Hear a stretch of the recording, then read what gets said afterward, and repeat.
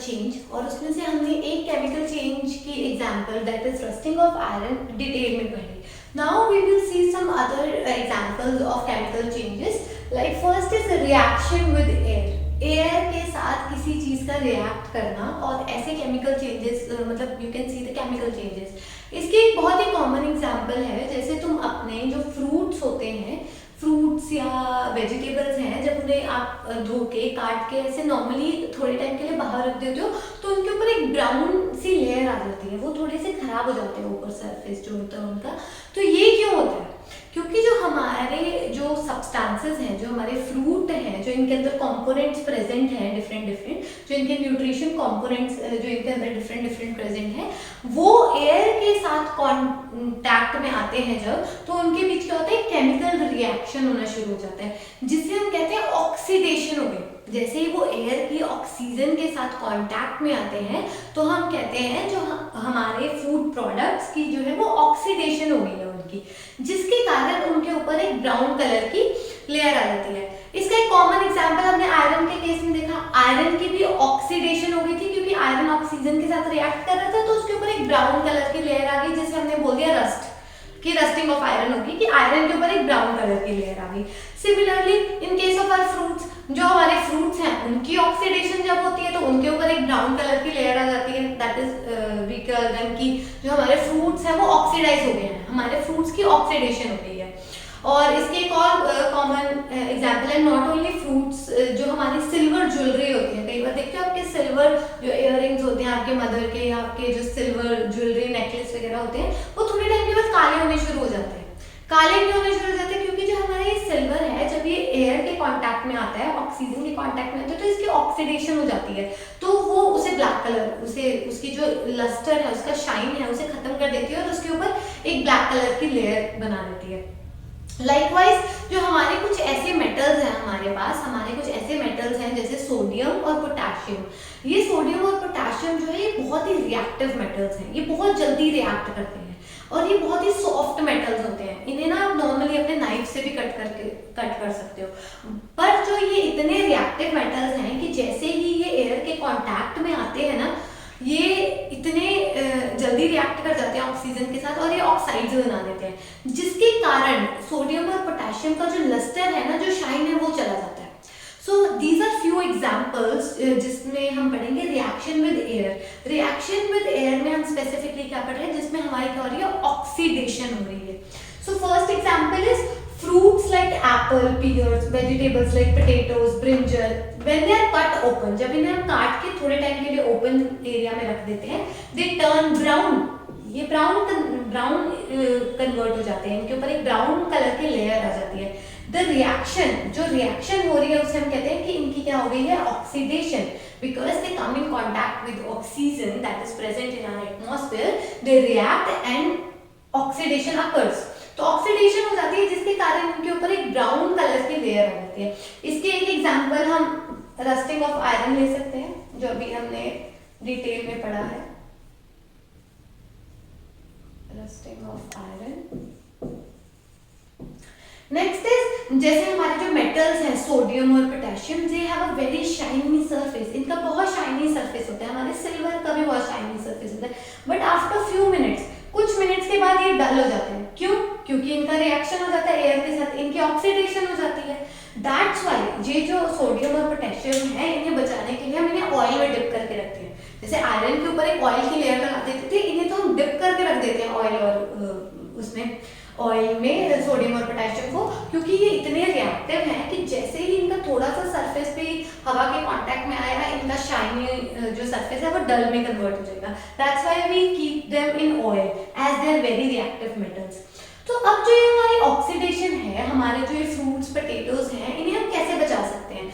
Normally हम क्या करते हैं कि जो हमारे फ्रूट्स का अगर आप सरफेस को अगर आप उसके ऊपर एक एसिड की कोटिंग कर दो ना, जैसे आप विनेगर की, सिरका की कोटिंग कर दो, या आप उसे लेमन जो हमारा नींबू होता है उसके साथ रगड़ दो, तो वो थोड़े टाइम के लिए ब्राउनिंग उनकी रुक जाती है. ऐसा क्यों होता है? कई बार आपने देखा होगा कि जब आप आलू वगैरह धोते हैं घर पे, तो उन्हें धो के फटाफट एक पानी में डिप करके रख देते हैं. पानी में डिप कर देते हैं और कई बार नॉर्मली पानी में डिप कर देते हैं और कई बार उसमें थोड़ा सा विनेगर या थोड़ा सा लेमन जूस जो है वो ऐड कर देते हैं। ये हम क्यों करते हैं? क्योंकि जो है हमारे लेमन जूस है या जो हमारे विनेगर है, ये क्या है, they have antioxidant property, they are antioxidants.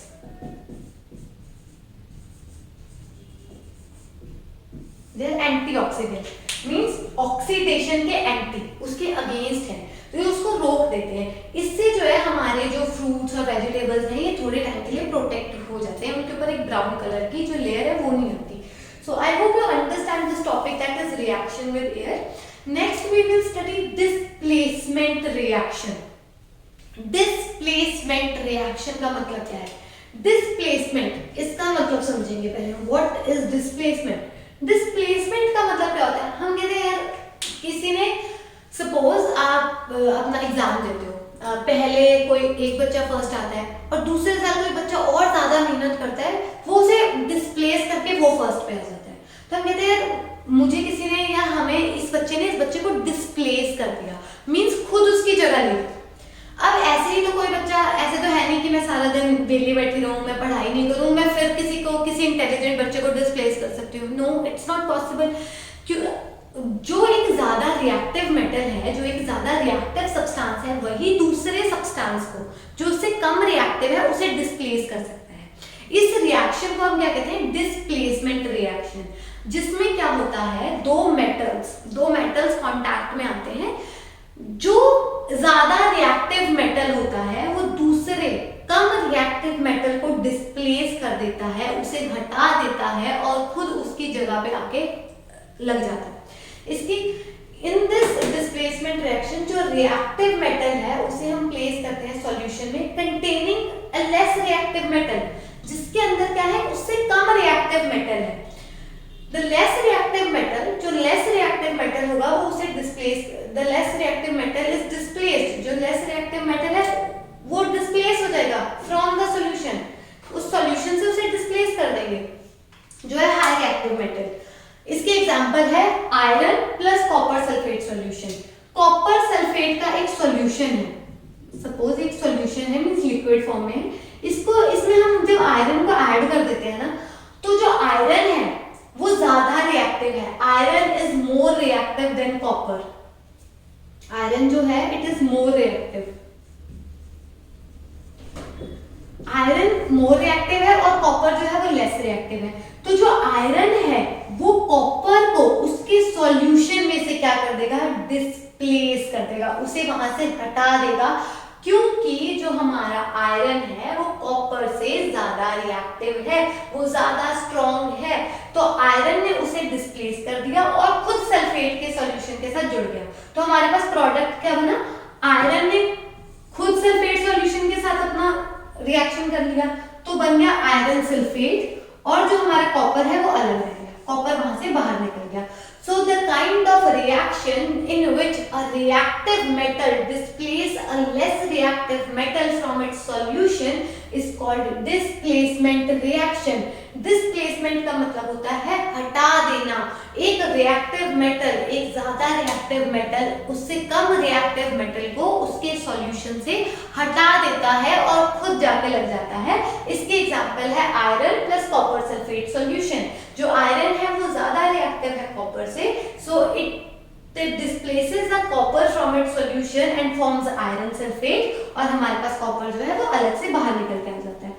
Next is neutralisation reaction. Neutralisation reaction वो रिएक्शंस होती हैं जिनमें हमारे पास सॉल्ट बनता है, जो हमारे पास सॉल्ट फॉर्मेशन होती है उनकी रिएक्शंस को हम कहते हैं न्यूट्रलाइजेशन रिएक्शन। ये ऐसी रिएक्शंस हैं जिसमें एक एसिड और एक बेस आपस में रिएक्ट करते हैं और उनका प्रोडक्ट क्या होता है, salt plus water. Okay, so the kind of reaction in which salt formation take place, इसमें क्या होता है, सॉल्ट फॉर्मेशन होती है। So here acid and base react with each other, they form salt and water. इसकी एक example है, acid हो गया एसिटिक एसिड और बेस हो जाता है हमारा sodium bicarbonate.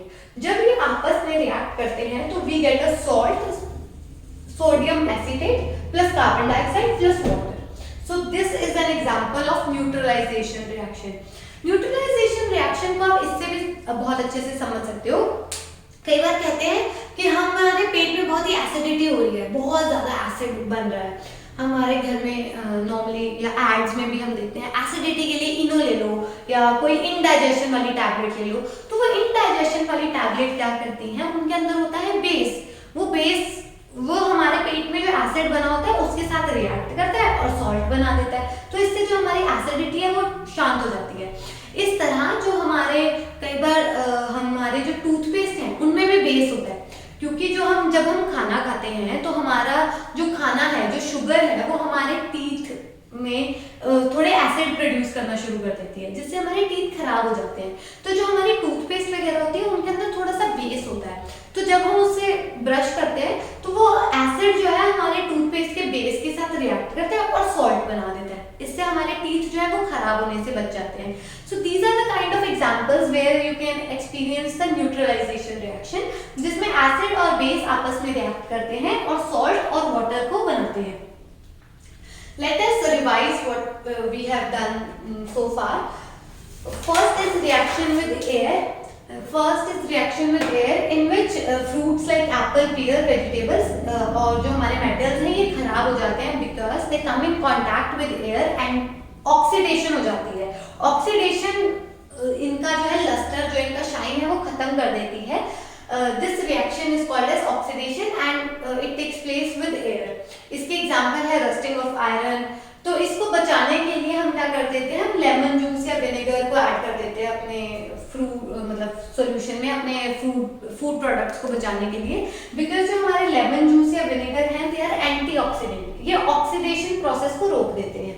Next is displacement reaction. Displacement reaction वो रिएक्शन है जिसमें हाईली एक्टिव मेटल कम एक्टिव मेटल को डिस्प्लेस कर देता है, उसे हटा देता है उसके सॉल्यूशन से। A reactive metal is placed in a solution containing less reactive metal. जो less reactive metal है वो displace हो जाएगा from the solution। उसे कौन displace करेगा? Highly reactive metal। इसके एग्जाम्पल है iron plus copper sulphate solution. जो आयरन है वो ज्यादा रिएक्टिव है कॉपर से, तो आयरन कॉपर को डिस्प्लेस कर देगा, कॉपर बाहर आ जाएगा और खुद आयरन उसकी जगह पे लग जाएगा, आयरन सल्फेट बना देगा। सो न्यूट्रलाइजेशन रिएक्शन वो रिएक्शन है जिसमें हमारे पास सॉल्ट फॉर्मेशन हो रही है। इसमें हमारे पास एसिड और बेस जो है आपस में रिएक्ट करते हैं और सॉल्ट बना देते हैं। इसकी कई हमने कॉमन लाइफ में एग्जांपल्स पढ़ी कि जिसमें हमारे पेट में एसिडिटी हो जाती है तो हम थोड़ा एंटासिड ले लेते हैं या बेस थोड़ा खा लेते हैं, तो जिससे हमारा जो है एसिडिटी जो है वो शांत हो जाती है। इसकी एक और एग्जांपल है कि समटाइम्स अगर आपको कोई मधुमक्खी या कोई ऐसे बी है वो काट लेती है, तो उसके काटने से हम क्या कहते हैं, उसके ऊपर थोड़ा सा सोप लगा देते हैं, उससे हमें थोड़ा सा आराम मिल जाता है। क्यों? क्योंकि जो हमारी बीज की स्टिंग है, जो ये हमें जो मधुमक्खी वगैरह जो उनकी स्टिंग है उनके अंदर एक एसिड होता है। एसिड होता है तो जब उसके ऊपर जो हम सोप लगा देते हैं, सोप में क्या होता है, बेस होता है, तो वो आपस में रिएक्ट करके उसका रिएक्शन कम हो जाता है, एसिड का रिएक्शन जो है वो कम हो जाता है। तो हमारी यहाँ पे थोड़ा मतलब कहीं आपकी स्टिंग लगी हो तो वो थोड़ा आपको रिलीफ प्रोवाइड करता है। एक एग्जांपल हमने पढ़ी टूथ डिके में, आपके जो टीथ है वो खराब नहीं होते, क्योंकि टूथ मतलब अगर नॉर्मली जो हमारी शुगर है वो रिएक्ट करके हमारे दांतों में एसिड बनाना शुरू कर देती है। तो अगर आप ऐसी टूथपेस्ट वगैरह ले लो जिसमें बेस हो तो वो एसिड के इफेक्ट को नलीफाई कर देती है और हमारे पास सॉल्ट फॉर्मेशन हो जाती है। तो ये सारी प्रोसेसेस किसके अंदर आती है, neutralisation reaction. And all these things come under the chemical changes. I hope you understand this. तो अब तक हम डिफरेंट एग्जांपल्स पढ़ रहे थे केमिकल रिएक्शन और फिजिकल चेंजेस की। तो today we will study the last topic of the chapter, that is crystallisation. Crystallisation क्या प्रोसेस होती है, तो इसको समझने के लिए वी विल अंडरस्टैंड कि किसी भी सॉलिड सब्सटेंस में है, किसी भी सब्सटेंस में दो तरह की इम्प्योरिटीज हो सकती हैं। एक तो सॉल्युबल इम्प्योरिटीज और एक होती है इनसॉल्युबल इम्प्योरिटीज। जो इनसॉल्युबल इम्प्योरिटीज होती हैं मतलब वो इनसॉल्युबल है, that is insoluble. In means जो सॉल्युबल, जो घुले ना, जो डिसॉल्व ना हो। जैसे इसके कॉमन एग्जांपल आप ले लो, चाय बनाते हो, जब चाय में जो चाय पत्ती है वो घुलती नहीं है, चाय में बाकी जब चीनी डालते हो वो घुल जाता है, पर जो चाय पत्ती है वो घुलती नहीं है। तो it is an example of insoluble कि वो उसके बीच घुली नहीं है। तो उस उसको तुम कैसे फिल्टर कर सकते हो? अगर किसी सब्सटेंस में इनसॉल्युबल इम्प्योरिटी है तो आप उसे कैसे रिमूव कर सकते हो? आप उसे छान देते हो तो चाय पत्ती अलग हो जाती है, आपकी चाय अलग हो जाती है। तो एक फिल्टरेशन इज अ मेथड जिससे आप इनसॉल्युबल इम्प्योरिटीज को दूर कर सकते हो। नेक्स्ट जो है हमारे बीच है सॉल्युबल इम्प्योरिटीज, जो उसमें घुली हुई है, उन्हें कैसे दूर करें? इसकी एक कॉमन एग्जांपल है, जैसे जो हमारा सी वाटर है, जो हमारा सी वाटर है वो सॉल्टी है, उसके अंदर हमारा सॉल्ट जो है वो घुला हुआ है। आप उसे ऐसे नहीं कंज्यूम कर सकते, आप उसे उसमें से सॉल्ट को अलग करते हो। सॉल्ट जो है उसके अंदर सॉल्युबल है, घुला हुआ है, तो उसको दूर करने के लिए, उसको रिमूव करने के लिए हम क्या करते हैं, उसे हीट करना शुरू कर देते हैं। जैसे हम उस सॉल्ट वाटर को, सी वाटर को हीट करते हैं तो उसमें से जो है पानी जो है वो इवेपोरेट हो जाता है और नीचे हमारे पास कोई वेट सब्सटेंस बचता है, जैसे हम कहते हैं सॉल्ट है। वो सॉल्ट जो है अभी भी पूरा तरह से प्योर नहीं है, उसके अभी भी हमें जैसे हमारे घरों में क्रिस्टल्स दिखते हैं, दाने दिखते हैं, वैसा नहीं वो मिलता, वो अभी भी वेट फॉर्म में है, वो अभी भी थोड़ा गीला है, उसके अंदर मॉइस्चर कंटेंट प्रेजेंट है। तो उसको और प्योर करने के लिए हम उसे, उस सब्सटेंस को, उस सॉल्ट को और हीट करना शुरू कर देते हैं। और हीट करते हैं तो वो एकदम से ड्राई हो जाता है, बिल्कुल ड्राई, जो उसके अंदर मॉइस्चर बचा कुचा रहता है वो भी रिमूव हो जाता है, तो वो और ड्राई हो जाता है और वो जो सॉल्ट के पार्टिकल्स होते हैं वो आपस में जुड़ने लग जाते हैं। आपस में जुड़ के वो क्या बनाते हैं, क्रिस्टल्स। आपस में क्या, वो जब वो ठंडे हो जाते हैं, जब वो इतना हॉट, इतना कॉन्सेंट्रेटेड, मतलब इतनी ज्यादा अमाउंट उनमें नमक की इकट्ठी हो जाती है, जब हम ऐसे सब्सटेंस को हीट करने के बाद उसे ठंडा होने के लिए रख देते हैं, उसे कूल होने के लिए रख देते हैं, तो उसके क्या बन जाते हैं, क्रिस्टल्स। क्रिस्टल्स अब मतलब किसी चीज के क्रिस्टल्स तब बनते हैं जब वो अपनी प्योर स्टेट में आ जाता है, मतलब जो उसके अंदर सॉल्युबल इम्प्योरिटीज थी वो भी अब खत्म हो गई, तो उसके क्या बनने शुरू हो जाएंगे, क्रिस्टल्स।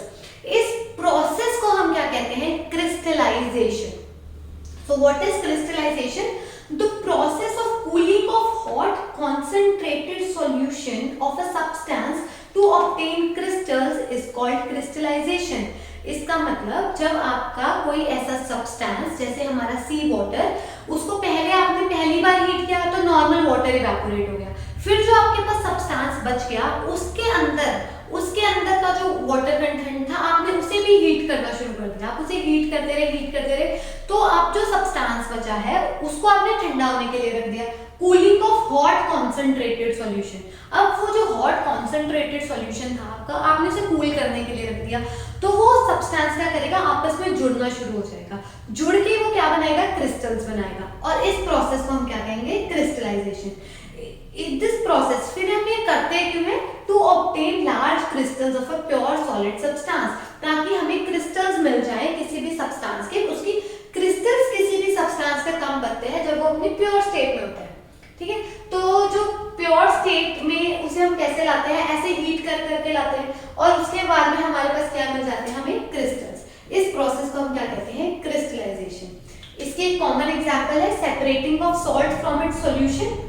आप सॉल्ट या शुगर के भी हम क्रिस्टल्स देखते हैं, तो शुगर भी जो है अपने सॉल्यूशन से हम इस तरह ऑब्टेन कर सकते हैं, और सॉल्ट भी हम उसके सॉल्यूशन से इस तरह ऑब्टेन कर सकते हैं कि हम उन्हें बार बार हीट करते रहें, और जो हमारे पास पहली बार हीटिंग करने के बाद जो सब्सटेंस आ गया है उसे भी हीट करते रहें, फिर जो हमारे पास ड्राई सब्सटेंस है वो आपस में जुड़ना शुरू हो जाएगा, जब वो ठंडा होगा तो हमारे पास उसके क्या बन जाएंगे, क्रिस्टल्स। इस प्रोसेस को हम कहते हैं crystallisation.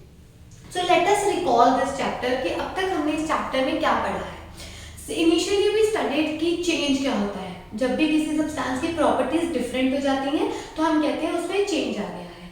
Next we studied physical and chemical changes. Physical changes वो थे जो टेम्परेरी चेंजेस थे, जिनमें कुछ नया सब्सटेंस नहीं हो रहा था, जो रिवर्सिबल थे। फिर आते हैं हमारे पास केमिकल चेंजेस। केमिकल चेंजेस वो चेंजेस थे जो परमानेंट चेंजेस थे, ऐसे चेंजेस आ रहे थे जिन्हें आप रिवर्स नहीं कर सकते, इट इज इरिवर्सिबल, इसमें प्रॉपर्टीज चेंज हो रही थी।